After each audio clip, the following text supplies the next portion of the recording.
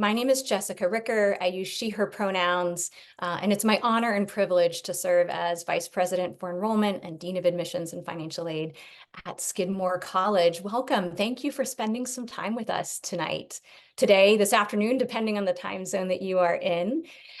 This is all about writing effective college essays. And so if you have a moment and can dash and grab a piece of paper and a pen, right, you may find that you want to jot down some notes in your journal.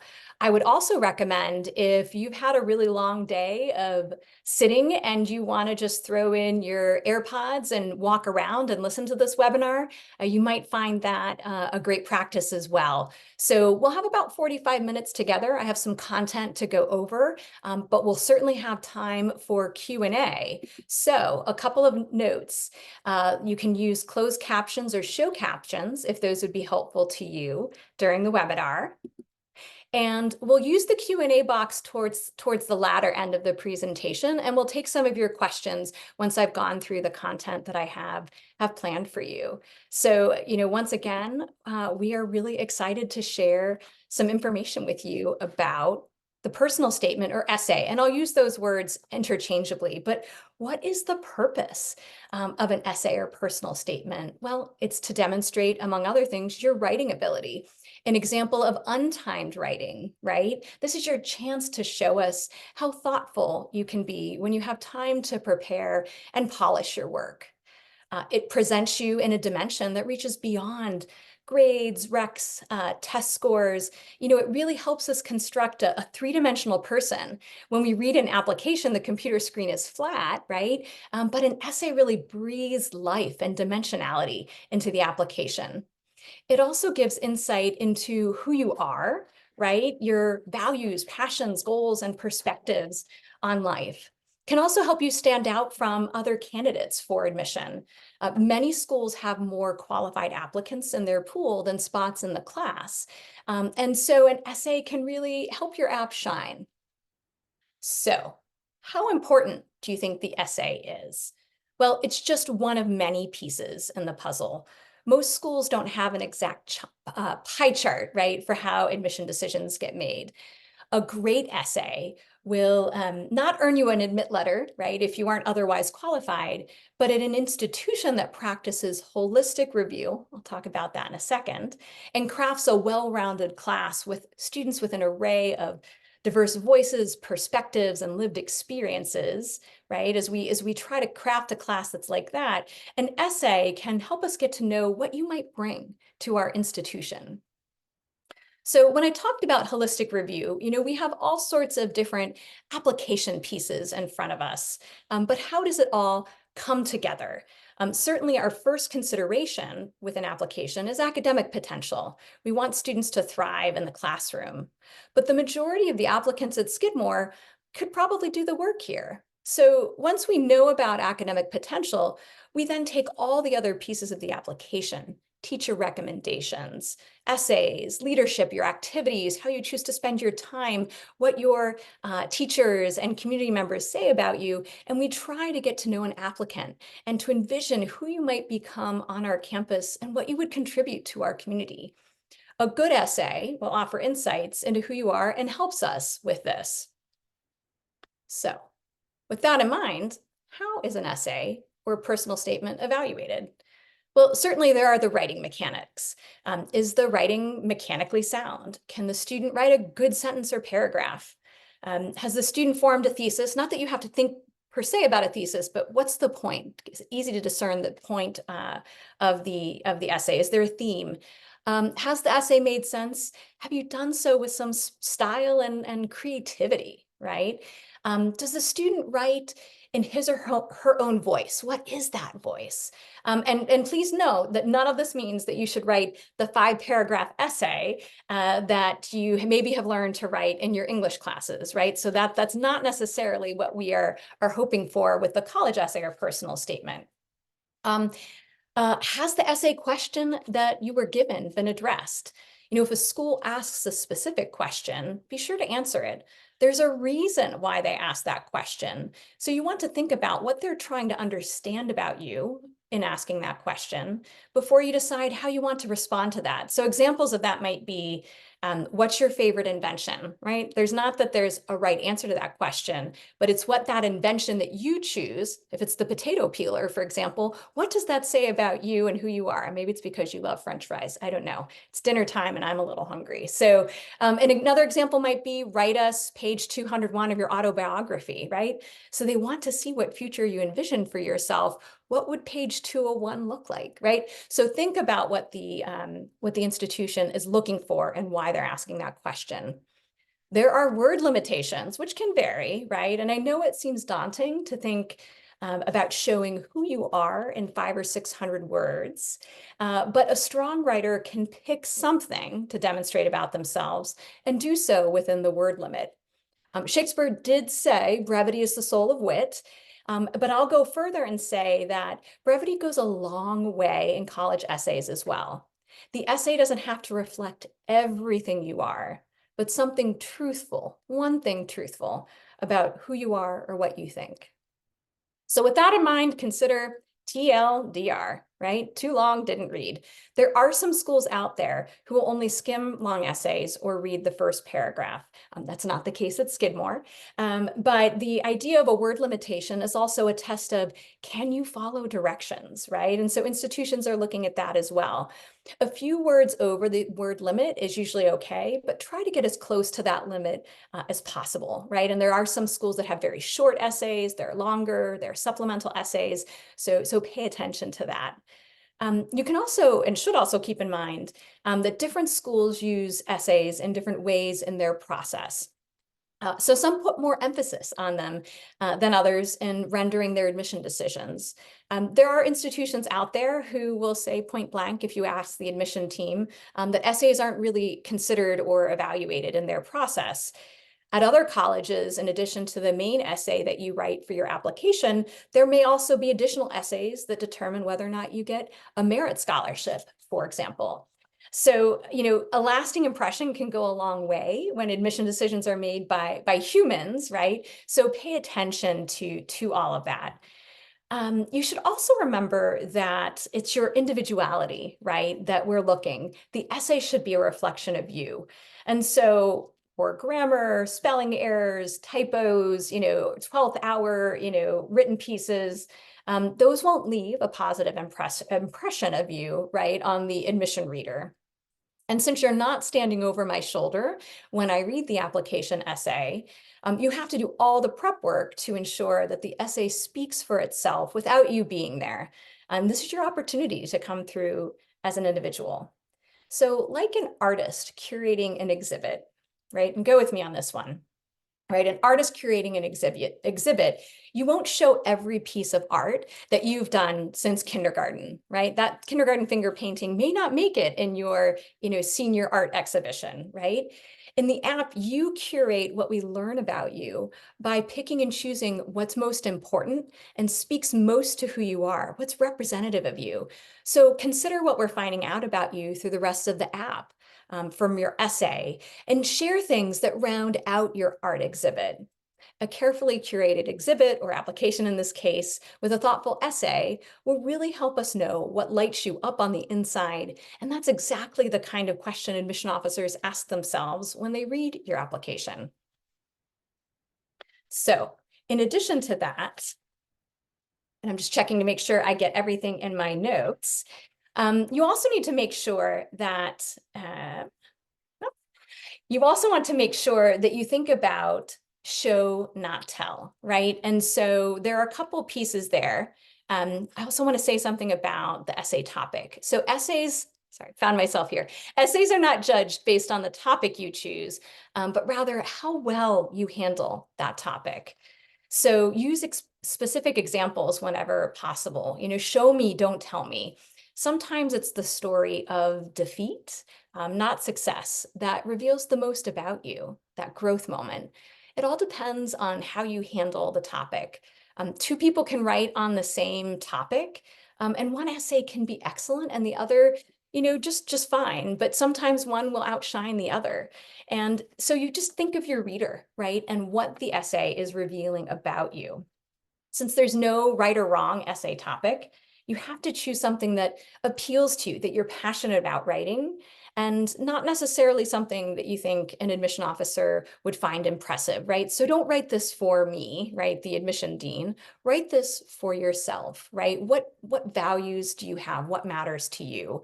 So when it comes to both the show don't tell and the essay topic, and we can certainly talk more about this later, but sometimes students feel like they have to write or retell a story of resilience, but sometimes that particular moment may be a painful one in their lives, right? And revisiting that experience can sometimes be, a painful, and sometimes that can be a little cathartic if you are ready for that. But in other cases, it can be a little too painful or traumatic. And I really want to say that you don't have to write your essay on that particular one event or moment, especially if it would not be good for your mental health, your wellness, right? To sort of be reliving that over and over. I have seen students who have moved past an experience, who have chosen a topic like that. And they simply, relay the scenario, the situation, and then they really spend the rest of the essay talking about how they have grown or changed, or their perspective on life is different because of that. But you have the right to choose, and you should be free to choose something that in this process, because you will spend quite a bit of time on this essay, something that doesn't sort of feel harmful or detrimental to you. So admission officers certainly don't want you to choose the topic that is going to sort of leave you in that state, especially amidst an already very stressful part of the sort of the college application process. So show us, don't tell us. So how do I choose a topic if the essay is open-ended? So let me just look and see, because I think I have lost myself in my notes. We read quite a few different essays during our time reviewing applications.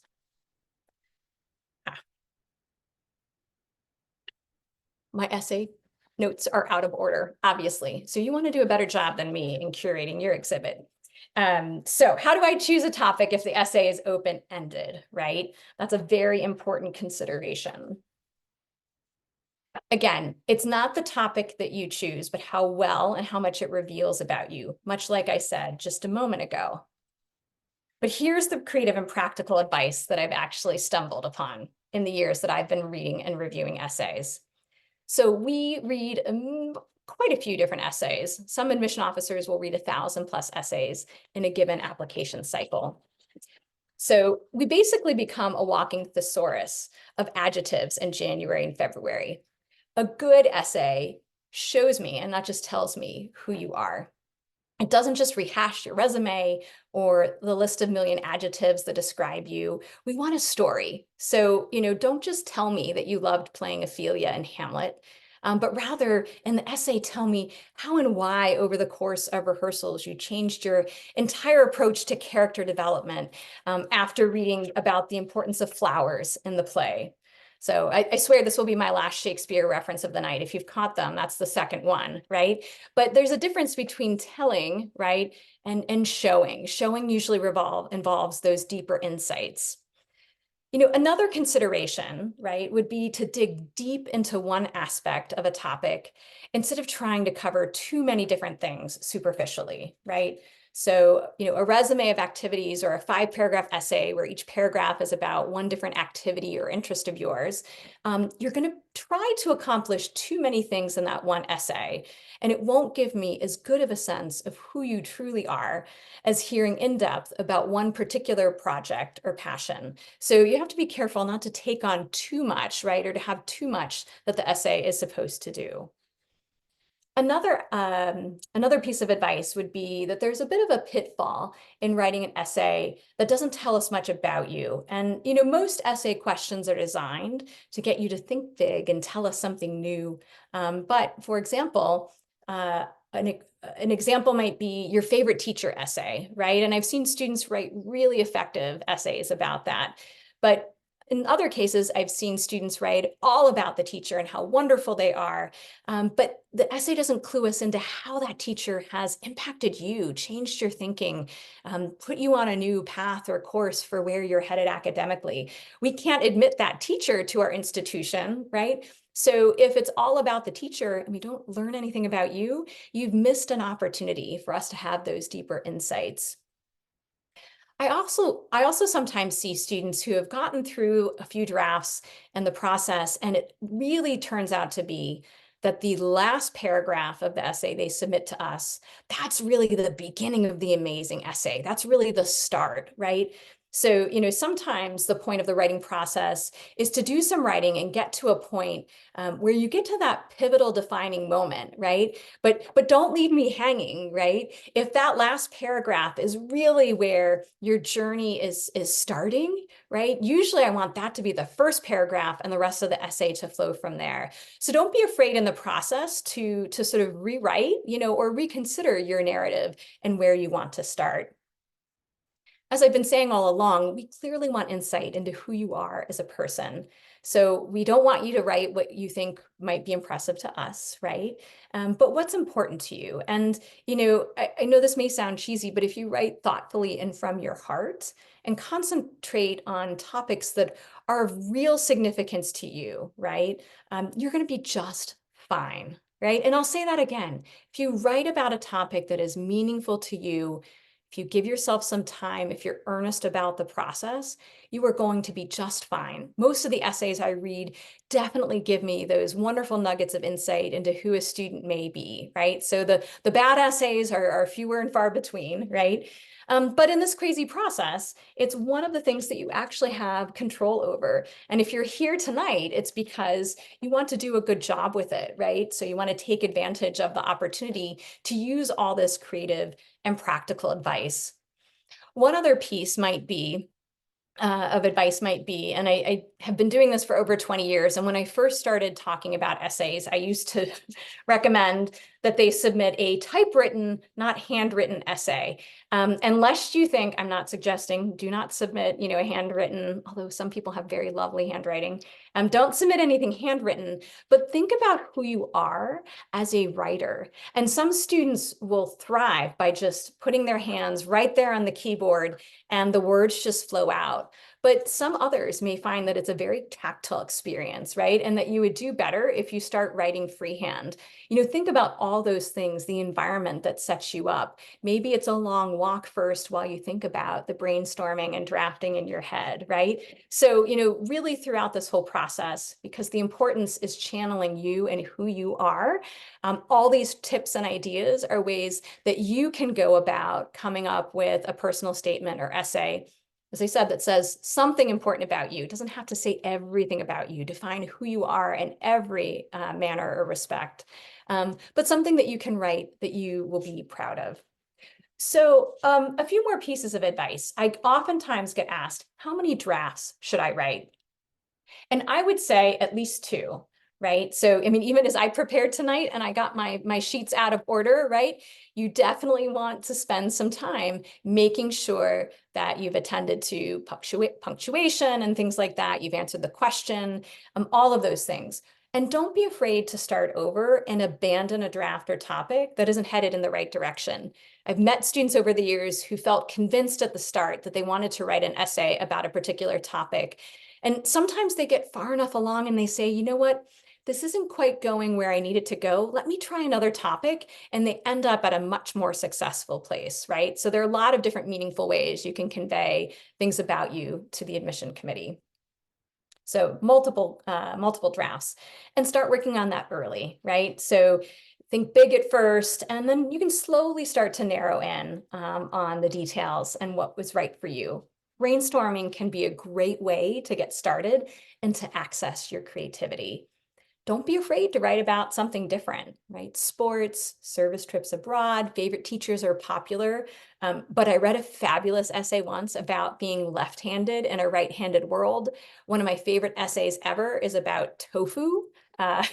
So really, if tofu can impress an admission reader, any topic can, right? And so what it really matters is what it says about you and who you are. as I keep saying. I know I'm a broken record with that. But it isn't going to be a good topic for you if you aren't totally earnest and believe in what you are writing. When you've got a rough draft, read it aloud several times to see if it makes sense and if you've answered the question. I find that as a writer, sometimes reading it out loud helps me understand my voice, think through the process, and gives me insights that I might not have otherwise come upon, right? If it hadn't been for reading it out loud. Obviously, proofreading is key. I'm sure you could have predicted I would say that.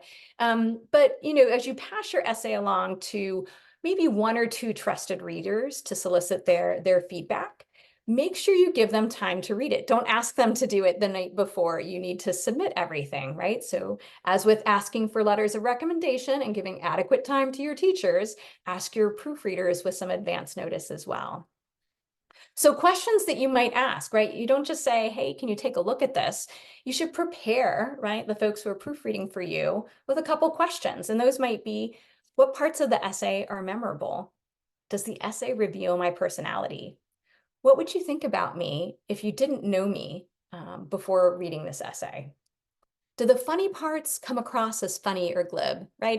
If you're not naturally a funny person, sometimes you try to write a funny essay, it doesn't quite come off, right? So if you're serious, write the serious essay, right? So does it come across the way that you as the author were intending? And see if these responses match your intentions. You have to think of your essay from the perspective of either that artist curating an exhibit or a PR person, right? How are you marketing yourself to the reader? Keep in mind, though, that too much outside input can totally take away your own personal voice and story, right? So, you don't want to have the absence of your voice in this essay. So, you can ask someone for feedback, but make sure that they don't put too much of their own imprint, right, on your story. And we also know that, at least I have seen in the years of doing this, that laboring over your essay for a million hours, right, the words start to blend together. You are starting to sort of hear or see things in what you've written, right, that are sort of a little bit different than the words you have on the page. Give yourself some breaks. Sometimes when you're trying to do too much on your essay in a given night or day or week, sometimes a little space and perspective can be really good. So take a step back, right? And make sure that you are giving yourself that time, right? Your voice, your style, your essay. So I have a couple more points I want to share, but I'm going to ask at this point, I'm going to give you a couple of takeaways. My colleague here on the webinar, Janessa Dunn, who is our Director of Admissions, is going to put in the chat a few links that will give you some great places to start. So I know some of you who are on the webinar are already seniors who may already be, part of the way done with your essay writing process. But for those of you who may be sophomores or juniors or who have had an amazing summer and are now just getting to the point of getting ready to write that essay, I'm including some links to some wonderful resources. So the first is an article with advice from college admission deans. And it is on the Forbes website, but if you haven't been on their website yet this month, you should get a few free articles, so you should be able to read this. It's got a number of different themes that I've shared tonight, but coming from some other admission folks. The list of common app essay prompts for this coming year, the same for Coalition, right? Depending on which app you choose to use. There's also the QuestBridge application, and they have an essay guide. And even if you aren't planning to, if you're not part of the QuestBridge organization, there is a link to a QuestBridge essay brainstorming worksheet that I find really incredible. But in addition to the worksheet, remember I told you to grab a piece of paper. I'm going to give you also a couple of brainstorming moments yourself. So if you had that piece of paper nearby, do a favor, do me a favor. Write down 3 important events in your life. Moments that when I say the word events, you just come to mind. So 3 important events. 3 things you're passionate about. Doesn't have to be school, doesn't have to be extracurriculars. 3 things you are passionate about. And 3 important people people who are meaningful, who, as you reflect back on your time, come to mind quite a bit. And with that, I mean, congratulations, you have 9 potential essay topics. And you can explore, right? If I write about this particular, person in my life, this coach, or if I write about my interest in or passion in something, is it going to be the part of the exhibit I'm curating in my admission application that I want to round things out, right? So you should take some time and explore each of those just a little bit as you go. So we're getting close. We're getting close to the Q&A. So if you've got questions, start thinking about putting them in the Q&A box. But as you are considering applying, right, and to a place like Skidmore, remember I said give yourself time. Well, our first application round is early decision 1, and that application deadline is November 1st. We also offer a second round of early decision, and that deadline is January 8th, and that's the same as our regular decision deadline. So I share these in part, right, so that you can work backwards from there. You may find that if you're someone who likes to put things in your planner or calendar, that you might want to have sort of goals for yourself to make sure that you're getting everything ready to go, well in advance of that deadline.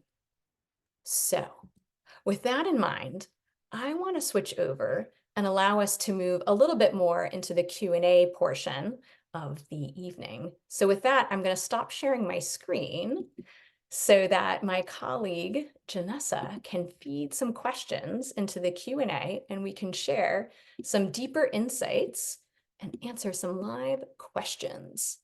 So, well, and the first question, very tactical and very practical, so I appreciate this.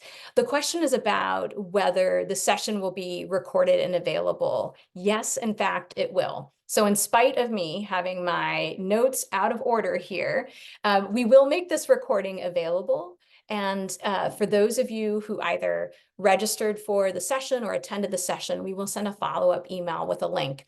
We'll need a couple of days to download the recording and to get it ready, but it will be available. And if tonight you're sitting here and you're watching live time, maybe the next time you push play on this webinar, maybe you just listen to it right while you take a walk or something like that. So that's a great question. Okay. Oh, so there's a question, and I totally have been there, right? So this next question is, what would you recommend doing if you're more than halfway through your essay and you're experiencing a writer's block? So, there are a couple of thoughts I have there. And, everyone's a little bit different in their writing approach and writing style. One question I would ask myself is, am I trying to force this? I might suggest go to one of the other topics that you maybe started with and see if maybe that essay gets you a little further along to where you were hoping to go. And even if that other essay, right, ends up not being where you go and you go back to the original topic, sometimes just taking a little bit of a step away.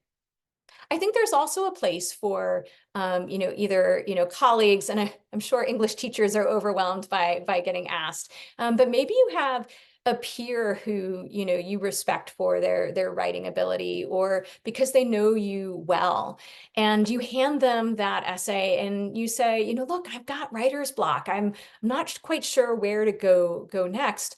Let's talk this through. Here's what I was hoping to convey with my essay. What do we think is missing, right? Brainstorming, I think, is something that is appropriate for you to be able to do with another peer. So, give yourself some grace and space. You've got a lot going on right now. You're trying to figure out your future journey, your path. We're expecting you to write these essays, 500, 600 words. So just take some deep breaths, right? And sometimes just give your space and come back to it. There's a question that relates to essays, and it's how much time admission officers spend on each application. And the answer there is really like many answers throughout any question you'll ask of an institution. And the answer is, it depends on the institution. So, some institutions have a regimented review process, and there are designated amounts of time. Other institutions, it really just depends on how much time it takes to connect the dots. I really think of applications like a jigsaw puzzle, right? So go with me here. So you've got the application itself with the activities and the personal statement, and you've got a transcript and teacher recommendations and all these different pieces. And each of them is a piece of the jigsaw puzzle. But you can look at a piece and not know what it means until you put all the pieces together and you start to notice, oh, this is a nature scene of a forest with the fall foliage, right? Oh no, actually that orange, I mean, you put together the puzzle, the pieces take on new meaning. There are moments where, in a typical day at Skidmore, one application, the pieces will come together and the clarity is there right away, either because the student has curated their application in such a way, yes, I know what makes the student tick, right? I understand what lights them up and who they might be at Skidmore. In other cases, whether it's a student who, we spend more time in the transcript because they've gone to 2 or 3 different schools, or there are just moments when we spend more time on one application because it takes longer to put the puzzle pieces together and to discern, right, who that student might be. So it really does depend. Okay, next question. With different writing techniques also comes different literary techniques. Yes, love me a good rhetorical question. So for the attendee who asked that, maybe even making essay a spoken word. So here's what I would say about that. Sometimes there can be a little bit of risk involved with an essay. The one piece of advice I will give is don't write your essay about writing the college essay. I've probably read at least 100 of those in my time, and probably 99 of them were really not that great, right? And when I say not that great, it means they're talking all about the essay process, and I learned nothing about the individual student, right? So when there's a moment to take a risk and be creative, make sure it's still revealing something about who you are. I have absolutely seen students who do poetry slam and spoken word do really effective and impactful personal statements. You don't have to have traditional, paragraphs, right? There are a number of different approaches to this. And, if you are someone who that is part of your creative being, I think you can go with that. You just have to understand, right? And sometimes there'll be an essay that really resonates with me, and one of my colleagues doesn't quite get it as much, right? We all are human. It could be possible that the left-handed and a right-handed world essay, the reason why I loved it so much is because I am left-handed, right? So there's always a little bit of risk in that, but I think that you can do things that are creative, especially at a place like Skidmore, right? But you can go with those literary techniques that you're interested in.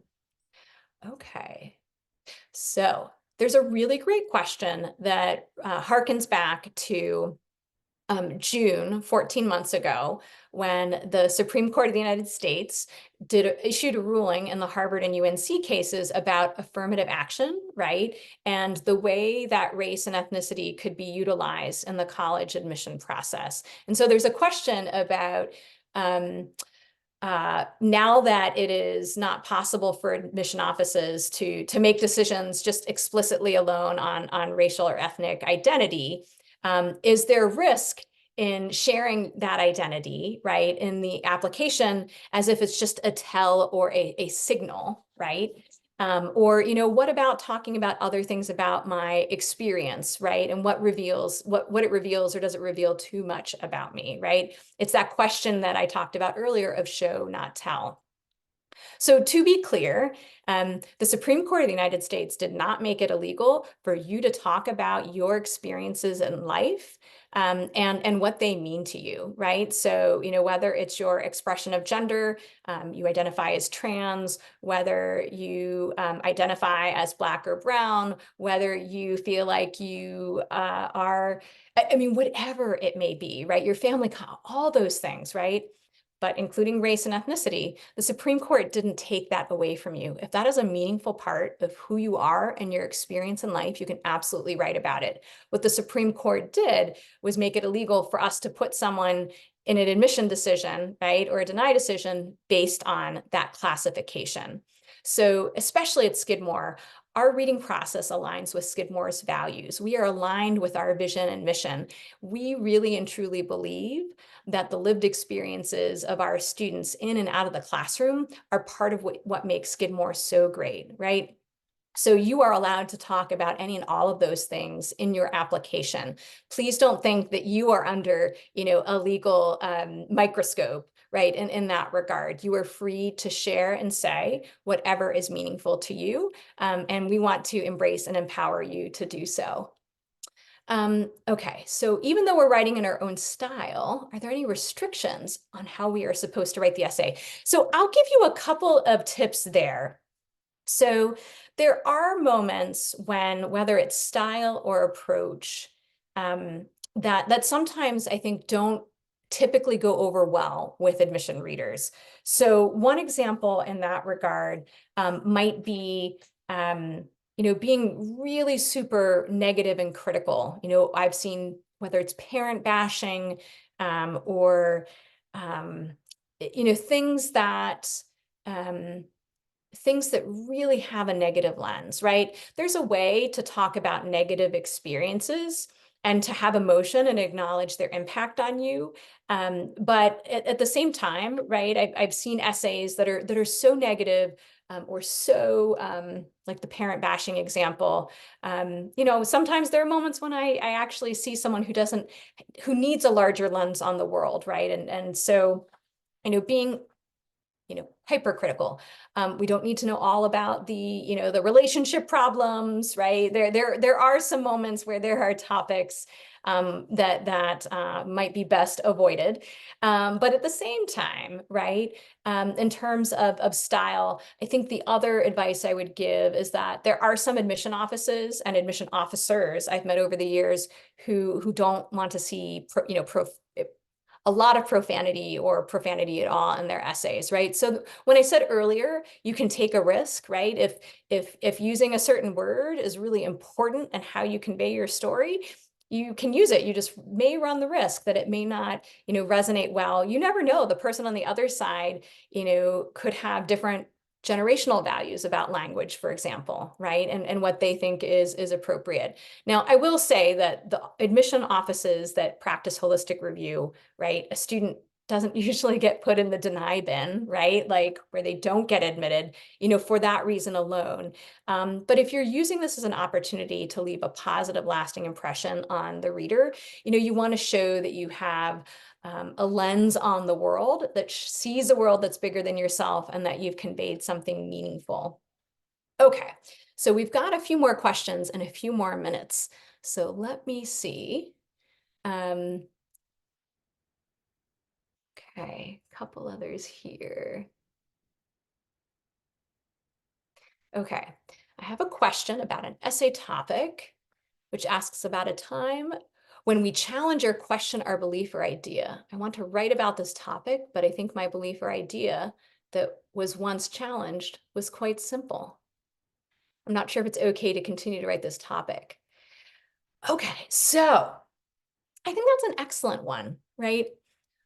What really matters is what it reveals about your thinking, right? So in this case, what was the stream of consciousness and thinking about this topic or issue that maybe led you to a whole 360 and back to a simplification. Sometimes simplification is actually a beautiful place to land, right? So there are also essays where I find that someone acknowledges that they felt passionate about something and they vehemently stood up for it. And then, wow, realized maybe, after a short period of time, they actually see the other side of the perspective or opinion. Again, we're not tied to whether the opinion that you justified or eventually came to believe in was the right one. It's about the thinking, right?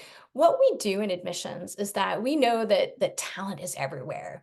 Opportunity is not everywhere. Not everyone has as many amazing opportunities in life, but we are looking at this potential for coming to our institution and being able to grow and be stretched intellectually in the classroom and to participate in understanding and the use of knowledge, right? And to be a part of that academic sort of cerebral experience. At the same time, we know that at a residential liberal arts college, we want you to bring all the unique things that make you, to the community as well, because as much of the learning and experience at a place like Skidmore happens outside of the classroom, right? And the way you're engaging with peers, having, difficult conversations about, whether it's the upcoming election this year or a particular opinion about, whether it's a reading in class or something happening in life or a social media post that everyone just happened to see, right? That it's all the wonderful things about your own experience that help others learn and grow, right? Most students who are 18 or younger, right, have a certain kind of experience, and you come to a place like Skidmore where there are 2,700 other 17 to 23-ish year olds, right, who are living and learning together, and that dynamic is really so special, right? And I know I veered off the answer to the question here about the essay, right? But it's what we learn about you and your growth, right? So, sometimes it's actually, as I said earlier, it's that essay where you realize that you were wrong about something, right? Or, a moment where maybe you stood up for yourself for the first time. Or you stood up for someone else, right? Maybe in the past you felt embarrassed that you let someone else get bullied or, called a certain name, for example, right? And, taking that moment to say, but I'm not going to let that happen, right? Those can be great essays. So I know there are more questions coming in, and we've got time for just one or two more. So, are there multiple people who read an essay or only one? Well, at Skidmore, we definitely have at least two people reading an application.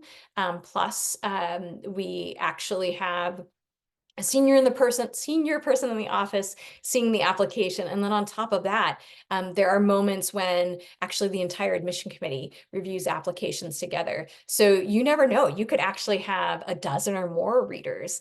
I read a really great essay this year about a student who her shining moment was being the top scorer of a certain online game. And she seemed embarrassed at first to acknowledge it, but it was really fun and cool to figure out, who she was. Another favorite essay that I read once many years ago was a student who wanted to major in philosophy. And, he was at a school in New England, and he walked outside and he saw the moment this one leaf detached from the tree. And he talked about how it fell and talked about his thoughts on life and how he observed life. And you know what? That could have been a terrible essay for a different student, but it matched the student that I was meeting through the teacher recommendations, what the counselor said, the activities this young person was involved in, and so on and so forth, right? So there are a lot of different possibilities there. Okay, we're going to take two more, and then we're going to wrap up, because I know you also have very busy lives and you've got essays to write. So, and I think I just answered the one about lasting a question. Okay. How do you suggest I balance personal storytelling, right, with academic or career-focused content in the essay? So I think, and I'm going to leave you with this, I'm going to leave you with one quick example. I think that you can drop in little nuggets of information that are valuable about who you are without having them detract from the essay, and without having them take away from the storytelling. So this is this is an essay, and I will read this first part of it to you, just so you can see how someone drops something in. And this is not, the essay to end all essays, right? Like, I'm trying to give you an example of like a real life experience. So I could tell you about my competitive sailing, for which I've had a passion since the age of 10. Or I could tell you about my peer tutoring in mathematics, something that gives me great pride and satisfaction. But instead, I'm going out a limb and telling you about my venture into free enterprise, The business I've started cleaning racing boat bottoms on Narragansett Bay. As Mike Rowe on the Discovery Channel says, this is one of those utterly dirty jobs that makes civilized life possible. Civilized life possible. Barnacles, algae, and other marine organisms do nothing for a racing sailor's standing in the fleet. In fact, they're the bane of a keelboat sailor's existence. Unwanted guests that need banishing every week. I've turned this desire for a sleek, clean bottom into the summertime means of earning income. So, right, he's talking about his summer job, right? And he's trying to say it's a dirty job. But we heard a couple other things along the way, right? It goes on. And he talks about, being knee deep in the muck and, how it's not always how he thinks he wants to spend his time. But, when he's called in, right, to clean a boat and he's, with these very expensive boats, the student says, when I get called for an emergency right before a big race, the owner peers anxiously over the side as I set to work. His dreams for victory and that $1 million yacht all rest in the $1.29 scrubber that I hold in my hand, right? This is the most mundane, like basic everyday, well, not everyday experience, right? But this is the summer job, right? So whether it's scooping ice cream or cleaning barnacles off a boat, you can share something that's meaningful about who you are. Student goes on to talk about how an interest in business and other things developed from there, right? So that's an example of some storytelling and personal narrative, along with some aspirations. And again, at the beginning, a well-turned phrase here or there can also hearken to other things you may be interested in. So with that, my final pieces of advice for you are, once again, in those moments where you're feeling overwhelmed, take a really deep breath, right? And then do it again. If you're here listening to this advice, if you give yourself time, you're going to have a lovely personal statement that says something about you. Remember, the goal is not to have the #1 admission essay in all of the world, right? That doesn't really exist. An essay that speaks to who you are should be your goal. You've got friends, supporters coming back to this webinar, right? To be able to help you figure out if you're on your way. Chances are you could write 10 different essays that could all effectively tell us something meaningful. So long as you keep in mind the tips today, such as the essay should say something about you. It doesn't have to say everything about you. That the process and journey itself should hopefully help you with the discovery of this college search process, who you are and where you want to go. And ultimately, in the end, we find a lot of joy and fun in reading these essays. They definitely help us understand a bit better who you are, right? And as we imagine the potential that you would bring, in and out of the classroom at our institutions, we're just grateful that you've put some words on the page that we enjoy reading, right? And that actually enhance our understanding in the admission process. So with that, we will wrap up here. If you have additional questions, you can certainly be in touch with Skidmore. We're happy to talk to you, on the phone, send us an email, right? And we look forward to reading those essays this year, next application cycle, whenever it is that you decide to apply. And we wish you all the very best. Thank you so much. And we'll see you online at another webinar sometime soon. Thanks.